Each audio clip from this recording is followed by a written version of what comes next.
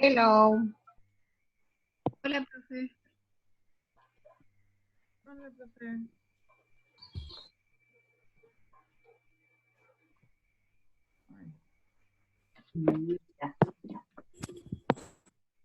Hello, hello.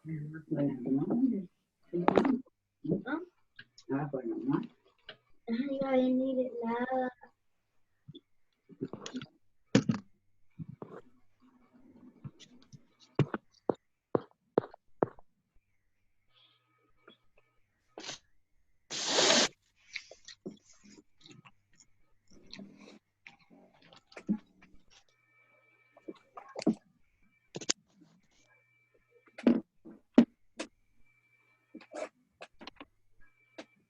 Profe, Ahí.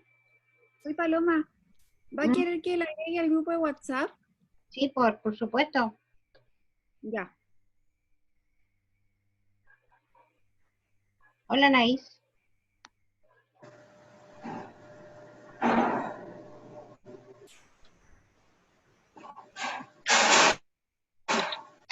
Les voy a cerrar los micrófonos.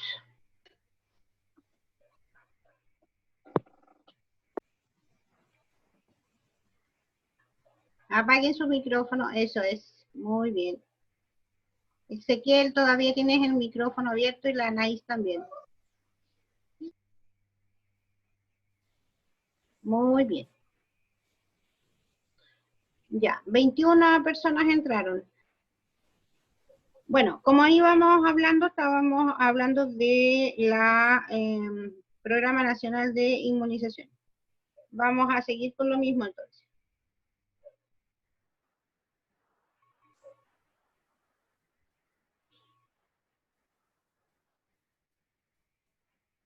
Voy a desconectarme.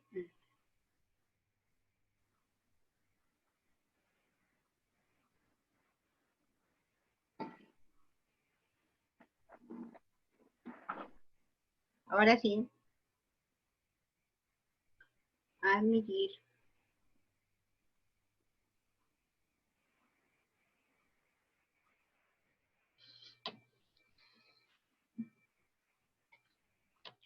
Ya, entonces, lo que tienen que tener claro es que las infecciones asociadas a la atención de salud se producen específicamente o se generan específicamente por la atención que nosotros como profesionales de salud otorgamos, ¿ya? Y es por el mal manejo que tenemos referente a las precauciones estándar, por ejemplo, ¿ya? Hoy día no vamos a hablar de precauciones estándar, ni de transmisión por gotita, porque eso me imagino que ya lo deben haber aprendido. Pero sí, lo importante que tienen que tener claro es que nosotros como profesionales de enfermería, enfermeras, enfermeros y enfermeres, somos los responsables ya de evitar gran parte de las infecciones asociadas a la atención de salud. Entonces, sigamos. Ahí tenemos, por ejemplo, las infecciones del recién nacido adquiridas como consecuencia del pasaje por el canal del parto, ¿ya? Y no se consideran infecciones asociadas a la atención de salud aquellas asociadas a complicaciones de otra infección presente o en incubación al ingreso del paciente, a no ser que exista una evidencia clínica o de laboratorio que se trata de un nuevo foco. Tampoco es una infección asociada a la atención de salud, pongan ojo con esto porque son preguntas de prueba, las adquiridas en forma transplacentaria o por infección ovular, presentes al ingreso de la madre en que la infección del recién nacido se manifiesta dentro de las primeras 48 horas después del parto. Tampoco son IAs las colonizaciones que definen o que se definen como la presencia de microorganismos de la piel, de las mucosas, de las secreciones, sin evidencia de reacciones adversas en el huésped, estamos hablando de la persona. Y las inflamaciones generales por el trauma producido por la atención de salud, ¿ya? Como por ejemplo una flebitis, ¿ya? No es una infección asociada a la atención de salud. ¿Cuáles son los objetivos, en definitiva, respecto a lo que son las IAS? Primero, conocer el Programa Nacional de IAS, que se los voy a mandar.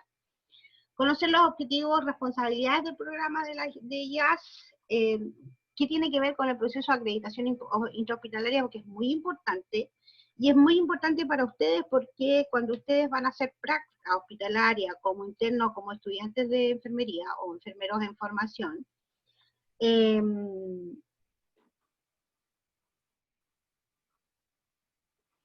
como enfermeros en formación, pasa que en la parte de acreditación le exigen que haya un curso de IAS antes de poder entrar, a que conozcan de qué se tratan las IAS, ¿ya? Ahora sí. Obviamente, identificar el rol del profesional de enfermería, ¿ya? Ahí está, dentro de lo que es el organizador avanzado, programas de IAS, vamos a ver vigilancia epidemiológica, que tiene que ver con lo que también nosotros hacemos dentro de lo que es el programa de IAS, el rol de la enfermera. Ahí hay un glosario de algunas terminologías, como el CUP, que es el catéter urinario permanente, el CBC, que es el catéter venoso central, o infección herida etcétera. El Clostridium difficile, que es un microorganismo que es bastante complejo, que produce diarreas en los pacientes que están con tratamiento de antibioterapia por mucho tiempo, o que se infectan en el hospital. Bueno, ahí dice importancia de infecciones intrahospitalarias o asociadas a la atención de salud. Es frecuente, son muy frecuentes, porque representan el 10% de los egresos hospitalarios, o sea, 10% de los egresos de hospitales en Chile ha tenido más de alguna infección asociada a la atención de salud. Son caras, porque representan 5 días extras para un usuario. Y son caras no solamente para la parte hospitalaria, sino que también para la parte personal. Porque si tú te vas a atender por una apendicitis, por ejemplo, y resulta que durante el periodo de postoperatorio adquiriste un Clostridium difficile, supongamos, ¿ya? Y tienes que estar más de 5 días hospitalizado y tú tenías una licencia médica por tantos días y se va a extender esa licencia, obviamente los recursos económicos en la casa disminuyen. Y aumentan los gastos intrahospitalarios, porque aumentan los días cama, aumenta el material, aumentan los insumos, aumentan los fármacos, porque yo tengo que atender a ese usuario producto que se tomó o contrajo un bicho que estaba dentro del hospital. Y lo otro es que el 6% son letales, o sea, estamos hablando de un índice de letalidad bastante alto. Por eso es tan importante que nosotros, futuros enfermeros, ustedes, conozcamos de qué se trata esto. Ahí está. Aumentan la morbilidad y la mortalidad, aumentan el costo, es un buen indicador de calidad. ¿Qué significa un buen indicador de calidad, chiquillos?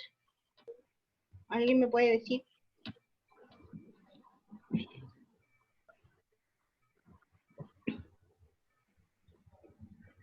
¿Alguien me puede decir qué significa buen indicador de calidad?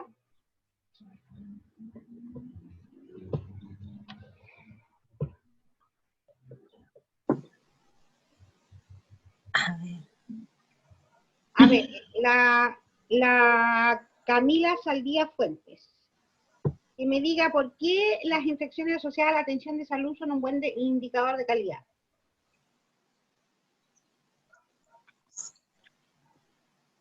¿Ustedes ya tuvieron gestión? ¿O no? ¿Lo puedo responder yo? Algunos sí, algunos no. ¿Lo puedo responder yo? Ya, respóndame. Es un buen indicador de calidad debido a que estamos hablando de cómo se está haciendo la gestión en cuanto a los cuidados frente a los pacientes. Por ejemplo, no sé, están lavando las manos, están manteniendo las medidas de precaución, las barreras de protección, tanto personal como hacia el paciente. Por eso es un buen indicador de calidad. ¿Deben ser efectivas? Gabriela, disculpa. ¿Deben ser efectivas los buen indicador de calidad? Como dice el, no sé quién era el que estaba hablando, el Wolf. Dentro de la acreditación a nosotros se nos miden varios indicadores, ¿ya? Y dentro de ello, uno de los indicadores es la infección asociada a la atención de salud. Si no tenemos infecciones asociadas a la atención de salud, o sea, la calidad de la atención ha sido óptima, o por lo menos buena, en general. Pero si tenemos demasiadas infecciones por sobre los valores, digamos, que son considerados nacionales, ya estamos en un problema, y en un problema serio que tenemos que remediar en forma inmediata. Entonces, ese es el pero. O sea, nosotros en gestión, como nosotros somos enfermeras gestoras, porque gestionamos todo, o sea, dirigimos, organizamos, coordinamos, etcétera, etcétera, etcétera. Obviamente es importante no tener en mi servicio o no ser yo la culpable de que se produzca una úlcera por presión, por ejemplo, o lo que se llama ahora lesión por presión, ¿ya? ¿Por qué? Porque yo no me preocupé, porque yo no supervisé, porque a lo mejor cuando ingresé al paciente no hice el examen físico exhaustivo, por lo tanto se me pasó una lesión por presión tipo 1 que después llegó a grado 2, y la responsabilidad del servicio, y mía, porque no me fijé. Entonces, es importante no tener, ¿cómo se llama?, infecciones asociadas a la atención de salud, y infecciones también por el tema de la atención propiamente tal, ¿ya? Importante lo que decía Arturo, ¿no? Arturo. Importante lo que decía su compañero. Rodrigo. ¿Ah? Rodrigo. Perdón. Bueno, me equivoqué. Te cambié el nombre, Rodrigo. No se preocupe. Lo que decía Rodrigo, o sea, mientras no tengamos infecciones asociadas a la atención de salud, bienvenido sea. Pero si ya empezamos a tener, hay que tener mucho cuidado con eso. ¿Ya? Sigamos. Profesora, Ajá. ¿sabe que no se ven las diapositivas? Se ve solamente una imagen de cómo están compartiendo la clase, pero nada más. Sí, porque no he puesto las diapositivas de nuevo. Ah, ya. Ahora sí, ahora las voy a poner. Fue porque hizo la pregunta, ¿no? Ahí Sí. estaba la respuesta. Sí, ahí está. Ya, ¿ahora se ve? Sí. Sí, sí, todo bien. Ya, es que hago mis trampitas de repente.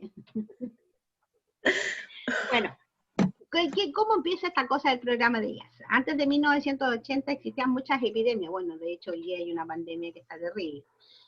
Epidemias, había mal manejo del ambiente, no había programa de partida. En 1983 se inicia el programa Comité de IAS, pero no se conoce como Comité de IAS, se conoce como Comité de IIH, Infecciones Intrahospitalarias. En 1985, estamos hablando de hace 30 y tantos años atrás nomás, se inicia la vigilancia activa y se hace un diagnóstico de la situación. Vigilancia activa quiere decir que estoy constantemente preocupada de qué es lo que está pasando con estos bichitos que me están enfermando a los pacientes, ¿ya? Paciente, usuario, cliente. En 1986 y 1990 se hace un énfasis en la normativa y en la capacitación de los profesionales del área de la salud para la contención de las infecciones. En 1990 se inicia la acreditación, chiquillo, y los hospitales están acreditados a menos de 10 años. En 1995 a 2000 hay énfasis en la medicina basada en evidencia y el costo versus beneficio. O sea, ¿cuánto me cuesta a mí atender a un paciente con infecciones asociadas, producto de que se infectó en mi servicio, versus el beneficio de poder yo capacitar al personal para que no se produzcan esto? Entonces, eso es importante que lo tengan claro. Bueno, ¿qué responsabilidades tiene el programa? En definitiva, tiene la vigilancia epidemiológica y el diagnóstico nacional, la normativa nacional, la acreditación del programa de infección asociada a la atención de salud y obviamente la investigación. Y aquí tenemos el círculo de calidad. Entonces, tenemos un diagnóstico, ¿ya? Un diagnóstico, está bueno, está malo, se hace el programa, normas y se aplican las medidas de control, y después se hace una evaluación que corresponde a parte de la acreditación, propiamente tal, ¿ya? Entonces, cuando nosotros encontramos un problema, siempre hacemos un diagnóstico, ¿ya? Nosotros somos las reinas y los reyes de hacer diagnósticos de enfermería y diagnósticos de gestión, qué sé yo, para poder aplicar normas, programas y realizar protocolos, normas, programas, manuales, etcétera. Aplicar las medidas de control y después evaluar.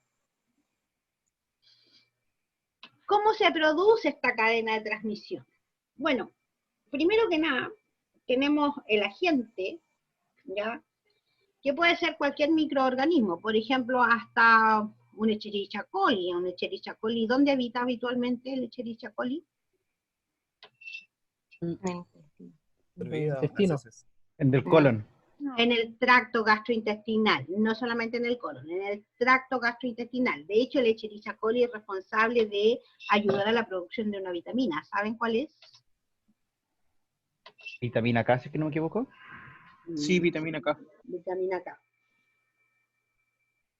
que se crea pero en baja cantidad, pero se Pero crea. ayuda, ¿ya? Pero Sí. está en el intestino delgado, o sea, está en el tracto gastrointestinal en definitiva, en el tracto digestivo. Y ahí tenemos a un Escherichia coli que cuando pasa de un tracto digestivo a un tracto urinario, ¿qué va a crear? Infección Una urinaria. infección. Una infección del tracto urinario que se denomina hito, ¿ya? Infección del tracto urinario. Por lo tanto, un microorganismo que está habitualmente en nuestra flora intestinal, cuando pasa de un hábitat a otro, ya se convierte en un agente ya contaminante, ¿ya? Ahí tenemos una puerta de entrada, el mecanismo de cómo se va a reproducir, ¿ya? ¿Y quién es el hospedero en este caso? ¿Nosotros? Nosotros, como huéspedes, somos los hospederos, ¿ya? Y dentro de las puertas de entrada tenemos varias puertas de entrada. ¿Qué puertas de entrada tenemos, chiquillos? Oral. Los ojos, la boca, Las lesiones en la piel. Las de la piel. lesiones en la Una piel. herida. ¿Ah? La mucosa. Las Una mucosas, herida. las El vías tejido. oculares, la vía sexual, y etcétera, etcétera, etcétera. Las transmisiones, pues los mecanismos de transmisión pueden ser, por ejemplo, por gotita, por vía hematógena, por de contacto. O sea, tenemos montones, o sea, los mecanismos de transmisión están estipulados. Y de hecho, el mecanismo de transmisión del COVID, ¿cuál es, chiquillos? Gotitas, ¿no? Por mucosa, Generalmente por respiración. gotita. Sí. Por gotitas, Y por gotitas y por contacto, porque claro, nosotros estamos tomando, por ejemplo, estamos tocando el fierro donde se afirma un paciente que va en el metro y ese tiene ¿cómo se llama? Un COVID, un virus, y nos contagiamos. Entonces, porque se ha comprobado que viven un poco más de tiempo de lo habitual en superficies. Bueno, entonces, ¿cómo se produce esta cadena de transmisión? Siempre hay un agente. En este caso tenemos el COVID, ¿ya? Hay un reservorio y una puerta de entrada, ya dijimos cuáles eran las puertas de entrada, hay un mecanismo de cómo se transmite y de cómo empieza a infectar a este huésped, que en este caso somos nosotros los seres humanos, ¿ya? También se producen contagios a niveles animales, pero aquí estamos hablando de la cadena de transmisión a nivel del ser humano más que nada. ¿Qué pasa con la fisiopatología de la infección? Ustedes ya vieron un poco esto respecto a la inmunidad específica y a la inmunidad específica, ¿ya? Nosotros tenemos barreras naturales, por ejemplo, la piel es una barrera natural, la microflora natural del organismo, ¿ya? Es una barrera natural. La respuesta celular también es una barrera natural. Y tenemos una inmunidad específica que es la respuesta inmunológica. ¿A través de qué se da la respuesta inmunológica, chiquillos? Chicos. ¿Cómo, profe? ¿A través de qué se da? Nosotros tenemos otra barrera que es la respuesta inmunológica, ¿ya? ¿Y cómo se produce la respuesta inmunológica? Cuando uno está expuesto a ciertos agentes. ¿Ya? ¿Por los anticuerpos? Claro, muy bien, Marí, por los anticuerpos, nosotros generamos anticuerpos. ¿Y cómo se produce esta generación de anticuerpos? ¿Cómo pasa el proceso en términos generales? La primera vez que somos expuestos a este agente patógeno, el cuerpo genera la respuesta inmunológica y una vez que vuelve a pasar se va desarrollando un se desarrolla microorganismo. una respuesta más robusta. Como ¿ya? una memoria inmunológica. Hay una memoria inmunológica, correcto. Pero la primera vez que pasa, Y cuando le pasa a la madre, la primera inmunidad, esa es la vía transplacentaria, ¿ya? Pero nosotros seguimos teniendo inmunidad a través de células, ¿o no? ¿Linfocito? Los linfocitos específicamente, bueno, los leucocitos en general, porque los linfocitos nos van a producir un cierto tipo de inmunidad. Pero ¿qué sucede cuando entra un microorganismo que no ha estado nunca en nuestro cuerpo? ¿Qué sucede con nuestras células? Se estabiliza. Hay una guerra, sí. Llegaron los asesinos, Entre quiénes. vamos a la guerra, y mueren células nuestras, ¿ya? Y mueren estos microorganismos. Entonces el cuerpo va creando información respecto de este nuevo microorganismo que ha generado este caos interno, ¿ya? Y ahí se produce una respuesta inmunológica. Pero nosotros, aparte de contagiarnos directamente con el microorganismo, también hacemos procesos para que esto se pueda producir. ¿Qué procesos nosotros hacemos generalmente para que se pueda producir esta inmunidad? ¿Qué estamos esperando que llegue a Chile? Vacunas. Vacunaciones. Muy bien, vacuna, excelente. ¿Por qué? Porque las vacunas lo que hacen es generarnos un tipo de inmunidad, ¿o no? No es que nos vayan a poner ¿cómo se llama? Que con la vacuna no nos vamos a enfermar de nada. No, la vacuna es un microorganismo que puede estar muerto o puede estar vivo. Pero está disminuida su patogenicidad. Por lo tanto, nos va a generar que nuestro cuerpo reaccione y asuma o cree una memoria, como decía su compañera, una memoria inmunológica. Por lo tanto, cuando ya volvemos a estar expuestos ante ese microorganismo, el cuerpo ya tiene las defensas necesarias para poder atacar ese microorganismo y que no nos cause algún daño, ¿ya? Seguimos compartiendo. Entonces, importante entonces el hecho de que las vacunas nos van a producir eso, nos van a producir una inmunidad, ¿ya? Una inmunidad más específica. Vamos a tener una respuesta inmunológica importante, ¿ya? Ahora, obviamente, si nuestras barreras naturales, por ejemplo, la piel está deteriorada, ¿ya? O tiene alguna lesión, lo más probable es que podamos tener o que seamos más susceptibles a tener alguna de estas infecciones.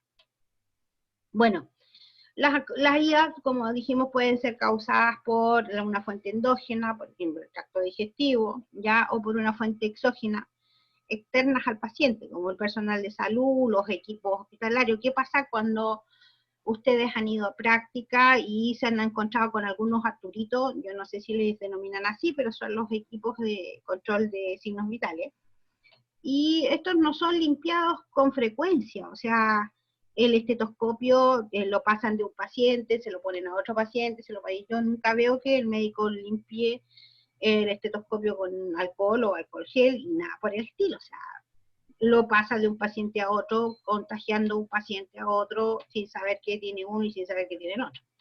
Entonces, es importante empezar a tomar conciencia de los procesos que se hacen dentro del área hospitalaria y de los equipos que estamos usando, y sobre todo de cómo poder manipular estos equipos. Es esencial, ¿ya?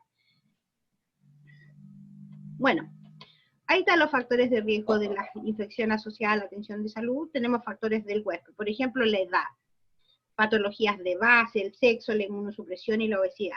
¿Por qué la edad es un factor de riesgo para las guías, chicos? Entre más adultos. ¿Por el sistema inmunológico podría ser? Ya, pero estamos hablando ¿de qué edades? Yo creo que cuando son más adultos mayores, su sistema inmunológico decae. ¿Más bajo? Todas sus enfermedades y patologías son más propensos. Y cuando son muy niños, el sistema inmune recién se está desarrollando. Se está formando. Correcto, así es. Entonces, la edad es muy extrema de nuestro ciclo vital. Obviamente vamos a tener más propensión a estar expuestos a una infección asociada a la atención de salud. Por lo tanto, por ejemplo, los recién nacidos de pretérmino, ¿ya? Como ustedes manejan el vocabulario ese, ¿no? ¿Me explico bien? Un recién nacido pretérmino que no ha cumplido con las semanas necesarias de maduración, entonces está más expuesto, por ejemplo, a tener una infección asociada a la atención de salud. Incluso estamos hablando de, ya no un Escherichia coli, estamos hablando ni siquiera de un Clostridium, estamos hablando de un microorganismo que es mucho más común y que lo tenemos frecuentemente en las manos. ¿Saben cuál es?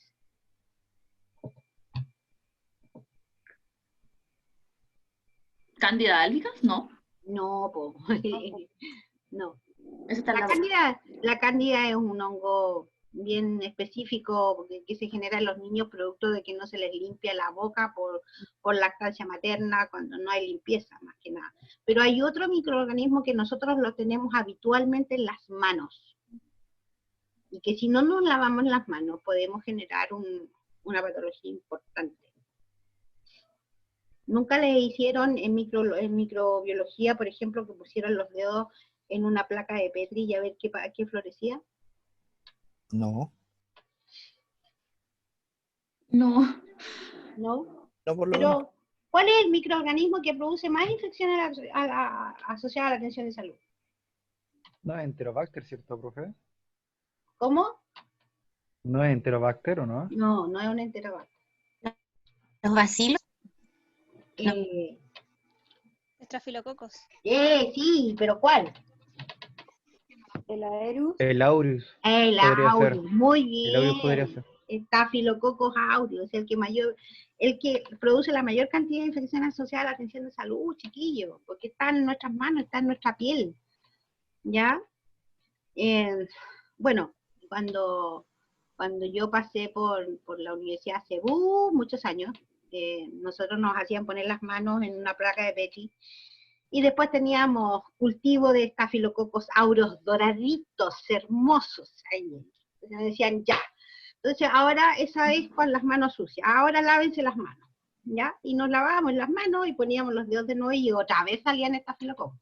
Más lavadas las manos. Ese era nuestro control de calidad respecto al lavado de manos.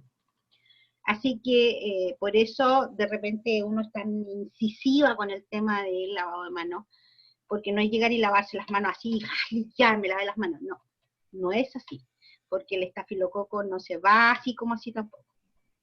Entonces es importante que lo tomen en consideración. Entonces, estamos hablando de la edad, estamos hablando de patologías de base, o sea, las personas que tienen más patologías de base obviamente están más propuestas a tener infecciones asociadas a la atención de salud.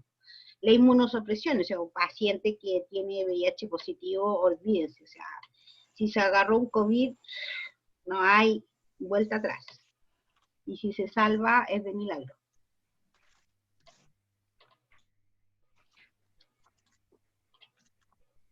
Pregunta, ¿por qué la obesidad es un factor de riesgo para contraer una infección asociada a la atención de salud?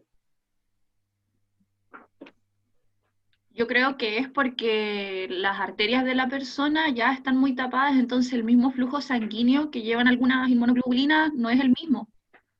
O sea, se me imagina eso. No todas las personas obesas tienen trombosis venosa profunda, TBP, por ejemplo, pero hay otras cosas más que están asociadas que tienen que ver con la obesidad propiamente tal. ¿Las enfermedades que puede generar la obesidad? ¿Podría ser eso? ¿La comorbilidad? Yo tengo A ver. entendido que está relacionado con la secreción de anticuerpos, pero no me acuerdo específicamente lo que es. Sí, pero eso es un término más fisiopatológico, pero en términos externos, un paciente obeso tiene múltiples, estamos hablando de obesidad mórbida, no estamos hablando de una obesidad leve, pero tiene múltiples pliegues. Ya pues favorece la humedad, la La colonización es más rápida. Exacto. Sí. El cultivo. Sí, pues obvio, chiquillo. Ya, oye, yo no tengo comprado este Zoom, así que si se desconecta, se vuelven a conectar al mismo ID, por favor, ¿ya? Ok. No hay problema. Oh, ya no se corta, profe, parece. No, si se corta. Sí, dice que quedan 9 minutos 30 Sí, y tanto. 36. Pero el otro día Entonces, también nos quedaba Tendría que como... crear otra sala, ¿no? no, No, con el no, mismo link nos conectamos. no, con el mismo link se conectan. Hay que ver lo que pasa Ah, ya, porque ok. supuestamente hace un mes que dejó, ya no se corta cada una hora, así que Sí, habría que sí, estar atento. y se va a cortar. Pero démosle nomás, aprovechemos. No, que no se corte. No, pero se vuelven a conectar al Si mismo no, sí, será ID, el mismo link. al mismo ID, Sí. ¿ya?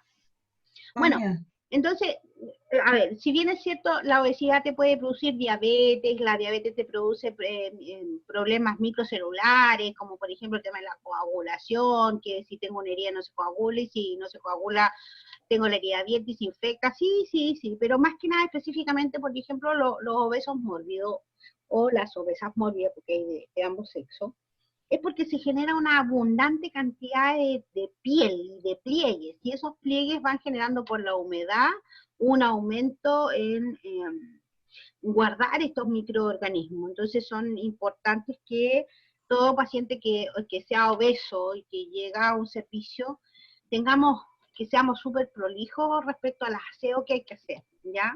Súper prolijos. Bueno, también existen los factores del ambiente, pues el aire, en Santiago el aire es asqueroso, y en Valparaíso, en la calle Condes, bueno, ahora en la calle Prat, ya no sé si hay tanta contaminación, porque como están en cuarentena, no creo, pero la contaminación ambiental, el agua, o sea, en estos momentos, por ejemplo, tenemos harto contacto con agua, los objetos, la superficie, etc. Bueno, y dentro de los factores de la atención están los dispositivos invasivos, cuando ponemos una vía venosa, ¿ya? O ponemos una vía arterial, por ejemplo, las técnicas de instalación de algunos procedimientos, los procesos de esterilización de material y la experiencia del personal también.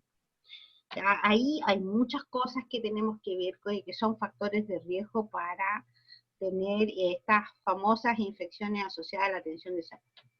Bueno, hablamos de lo que es de la atención de salud, bueno, todo lo que es precauciones estándar ustedes ya los deben de conocer, por lo tanto no les voy a hablar del lavado de manos, del uso de guantes, del uso de pechera, del uso de mascarilla, no les voy a hablar de eso, pero sí me interesa que veamos que a través del proceso o a través del programa de infección asociada a la atención de salud, hay una parte de esto que se llama vigilancia epidemiológica de infecciones intrahospitalarias o infección asociada a la atención de salud.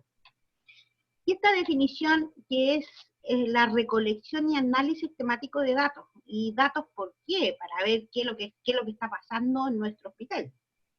¿Y qué tiene que ver con la ocurrencia y distribución de eventos en una población? Y las condicionantes que pueden aumentar el riesgo de que ocurran estos eventos. Estos eventos le llamamos a las infecciones. Entonces, ¿cuál es el objetivo de la vigilancia epidemiológica?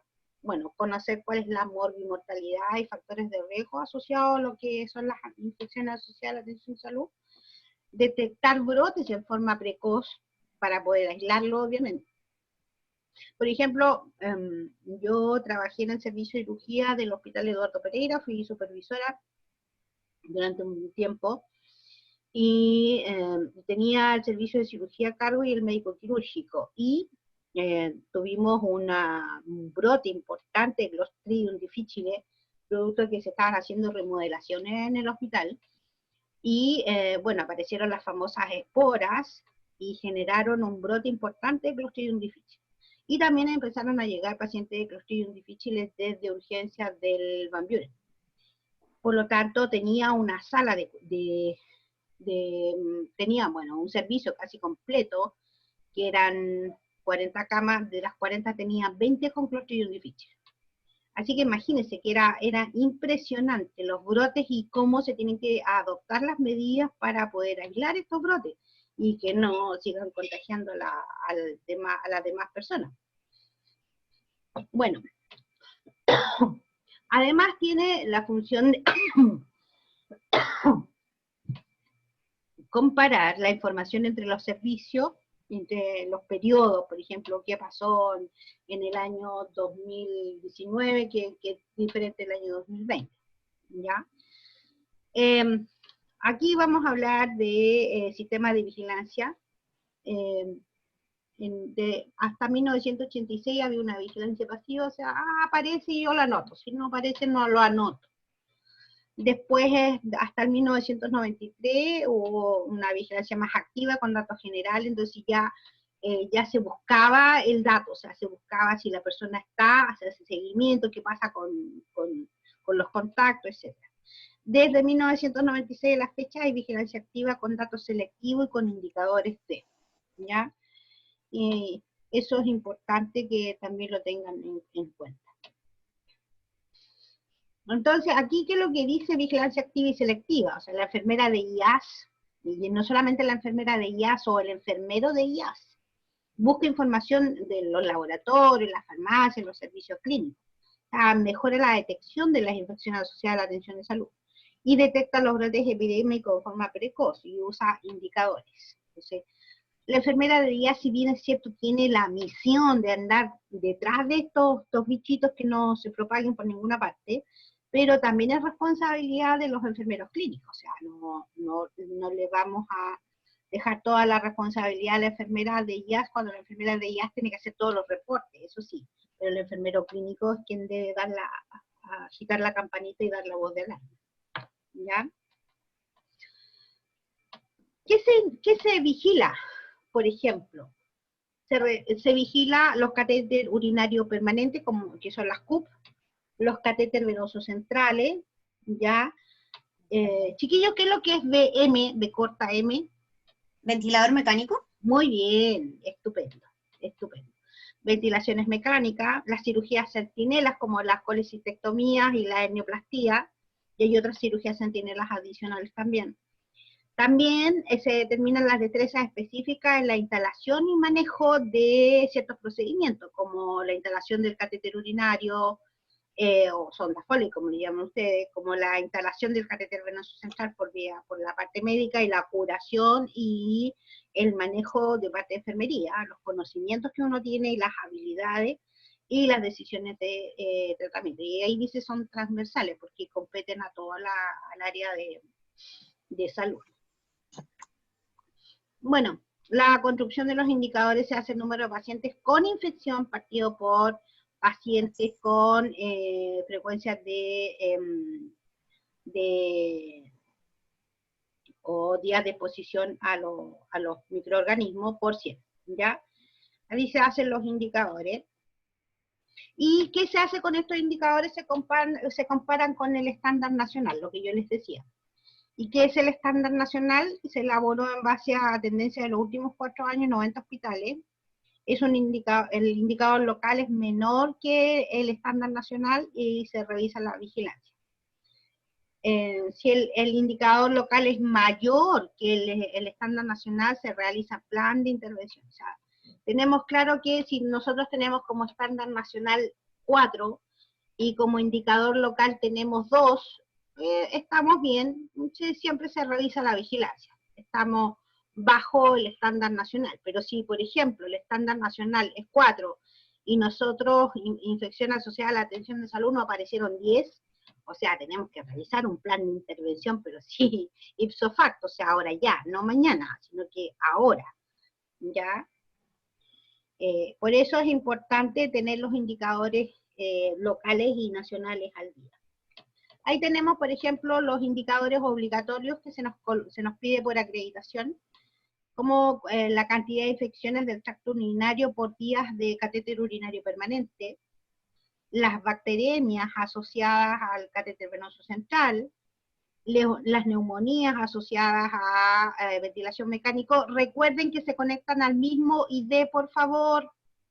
Las endometritis relacionadas con el parto vaginal, por cesárea, las IO por infecciones de la herida operatoria por el inguinal, las IO por colecistectomía laparoscópica o laparostomía, etc.